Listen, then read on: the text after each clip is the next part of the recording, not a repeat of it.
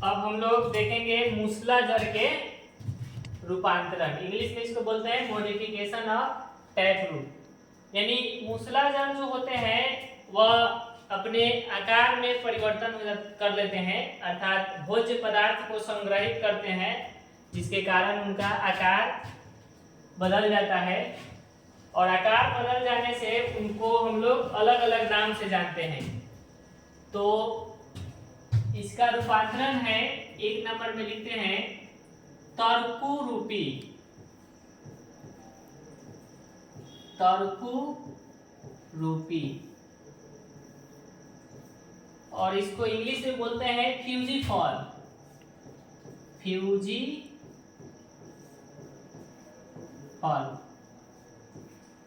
अब तर्कुरूपी किसको कहते हैं इसके बारे में हम लोग समझ लें। जैसे हम लोग देखे होंगे मूली का पौधा, मूली देखे होंगे,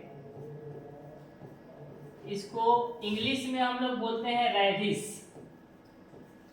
रेडिश। अब देखिए इसको तर्कुरूपी क्यों कहा गया। तब मूली के जो आधार और शीर्ष पर देखिएगा तो पतला भाग होता है और बीच में उसका भाग जो होता है फूला हुआ होता है। तो इस प्रकार के जड़ को हम लोग नाम रखे हैं तर्कुरूपी। तो कोई पूछेगा तर्कुरूपी का एग्जाम्पल क्या है, तो मूली बताएंगे। कारण है कि मूली के पास जो होता है आधार और शीर्ष पर पतला भाग प्रतीत होता है और बीच में फूला हुआ मोटा भाग होता है। तो ऐसे आकार को कहा गया है तर्कुरूपी जड़। अब दूसरा इसमें नाम आ जाता है शंकुरूपी। शंकुरूपी, इसको हम लोग बोलते हैं कोनिकल। कोनिकल। अब कोनिकल, तो इसमें एग्जाम्पल में क्या आ जाएगा, तो वैसा जड़ जिसके आधार पर मोटा भाग हो और धीरे धीरे किनारे पर पतला भाग हो जाए, तब उस प्रकार के, इस प्रकार के जड़ को हम लोग कहते हैं शंकुरूपी। जैसे आप लोग गाजर देखे होंगे, गाजर,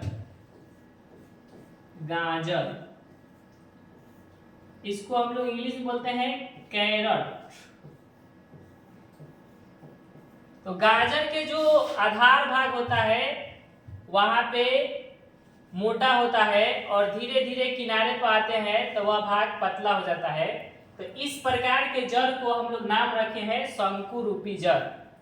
और तर्कुरूपी जड़ में मूली बताएं, और मूली के आधार पर और शीर्ष पर पतला भाग होता है और बीच में होता है, मध्य भाग में होता है मोटा। तो इस प्रकार के जड़ को हम लोग नाम रखे हैं तर्कुरूपी जड़। और एक नाम है जिसको हम लोग कुंभीरूपी के नाम से जानते हैं।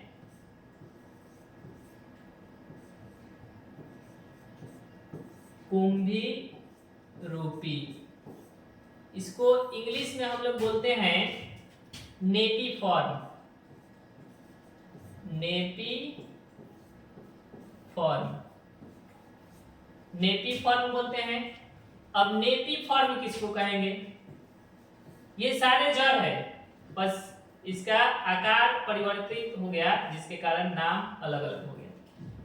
अब इसमें आ जाता है कुंभीरूपी में आ जाता है, आप लोग देखे होंगे बीज देखे होंगे, जिसको हम लोग हिंदी में कहते हैं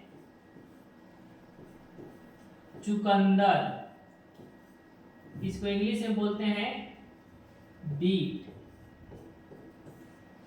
तो बीट जो होते हैं ये जड़ है, मूसलाधार के रूपांतरण है।